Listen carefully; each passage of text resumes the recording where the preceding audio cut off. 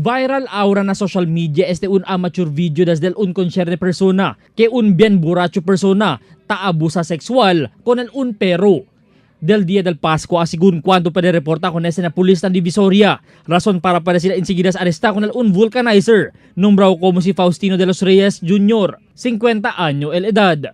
Con él personalmente ya puede conocer na video que viral ahora na Facebook. Asigun con el Station Commander del Police Station 5, Chief Inspector Arlan de Lumpines, del vísperas pa del Pasko a las 3 del tarde ya sucede el incidente donde bien borracho esta persona.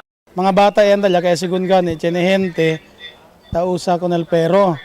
Pero el usada sa con el perro del pasado día pa, del pecha 24. So del pecha 25, amo lang sila ya reporta con aton.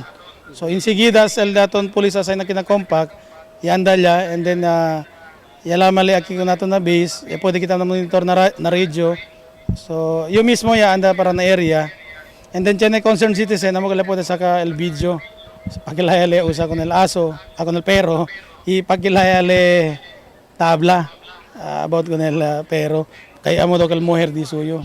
Na investigasyon del PNP, ben borracho pa el sospechao y no hay dormida desde el día del Pascua y él ya admití con el crimen hablando kaya gusta él con el perro y mujer asigun este di suyo. Dime muerara. Na entrevista del news team con el sospechao, él ya admití con el cosa él ya hace, hablando que borracho lang él y él ya habla que el perro, él tiene nombre si Perry, perro del dueño del boarding house donde él está alquila. De borracherias lang kel, ya sobra de mi tomada, puta pensa el otro, amo lang man kel. Pero acorda pa to koste ase. No may acorda, kaya mira na kwano, kaya sila kung video. Tiene asigun L3 mga anak iya deha con el sumuher, itatrabaha como un vulcanizer, que sula vida para asibibi ko ng sumang anak.